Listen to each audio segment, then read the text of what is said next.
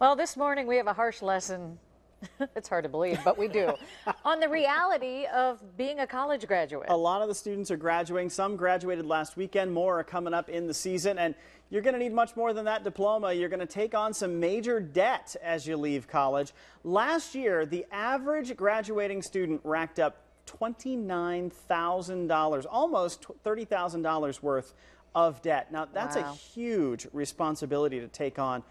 And a lot of the average salaries, if you're lucky, you'll start at $45,000 a year. Boy, I wish we had started at that, That's right? pretty sweet. That's the most recent estimate for a starting salary straight out of college these days. But with us is Brad Huffman from Future Finances, because he's the one who's going to sort this all out for us. Yeah, magic wand. We're going to take care of all of it. We're going to get him walking out on the right foot. You got it. You know, it is. Everything's all done. Playtime's over. Yeah, exactly. Here comes reality. Yeah, Well, how terrifying, though. There you're sitting with, just to start with, 30,000 or more. And it's not going to get any easier. The reality is you're going to pay for that education, and it's getting more and more expensive. So it's unfortunate, but you're walking basically with a really nice auto loan, essentially, on your back, with nothing to show for it except for the great education, of course. I heard something the other day that the average teacher who had loans out to become a teacher would take 20 years to pay those loans back. Yes, it's happening now.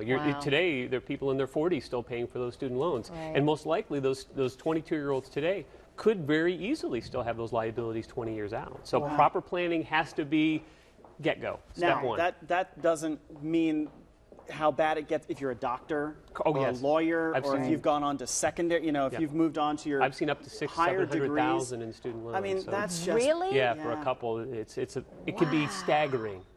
So really, you have to be prepared to plan. And again, you know, there's ways to get out of the gate, keep it simple, but make sure you've got these different buckets ready to roll. And because you've got it a could be formula. Speaking of buckets, let's come over here. Let's get a look at what's happening over here, because you've got this split out for us in ways that we should be able to understand. Yes. So this is our bucket of money. Imagine this as everything that you're making, right? Just in case, so walk us through what we're doing here. So basically, we've talked a lot of different formulas, X% here. 3 basic things. First is your basic needs, what you need to live off of. This is going to be a big one. So this is going to be about 50% of your income. And not surprisingly, it's going to have the things like your home, your mortgage, your rent, your utilities, things like that, your auto, you know, so your gas, your maintenance, your auto loan. You got to have the insurance, medical, taxes, health insurance, all of those things you need to live. The basics that you need to get up, get to work, roof over your head, food on the table. Now, I should mention, food is important, obviously, but dining out is not what I would consider a basic need. So that's not in this 50% here. This is just what you need to feed yourself, keep the roof over your head, and make sure you're not naked going to work. So right away, fair enough.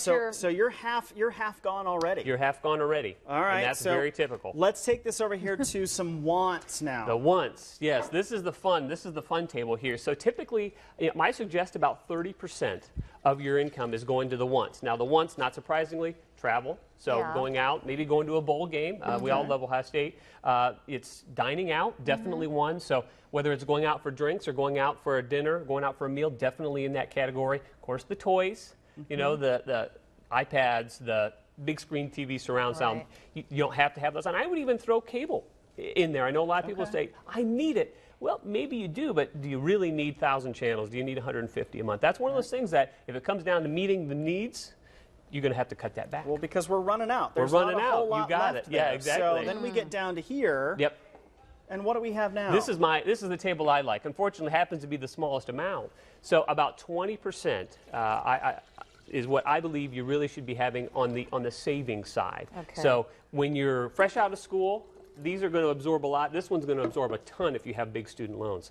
But down here, I really want you to focus on that important 20%. This is your saving for the future. This is your building your emergency fund. And we've talked about this in the past. I would love you just to go ahead and say, let me take that 20% off the top right away.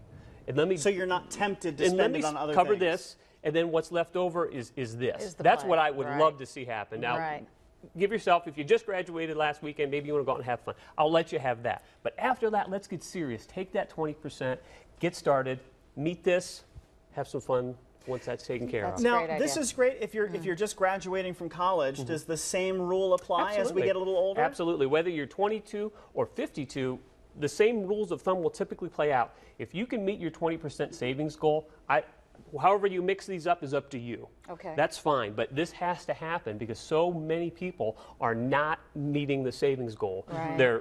If they have a lot here, that's a problem. But then this is getting out of hand. And I would bet most people look at their budgets, it's probably more than 30%. Right. So really do your best to try to keep That's great. that That's there. good because it really breaks it down into that pie chart for everybody. Very Right. simple, just discipline. That's all it takes. Right. And then Absolutely. the next thing you know, it's time to go back to work. Yep, then the week starts We're over empty. again. We start all Or over we again.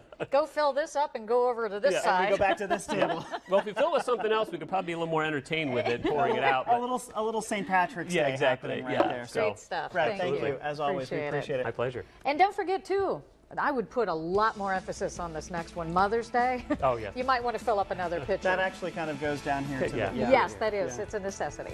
Mother's Day is only 5 days away, which is plenty of time still to create a one-of-a-kind gift Mom is going to love. Our very own Carolyn Bruck is going to be in here this morning to teach us how we can make projects that are personalized just for Mom. I forgot I had this on. So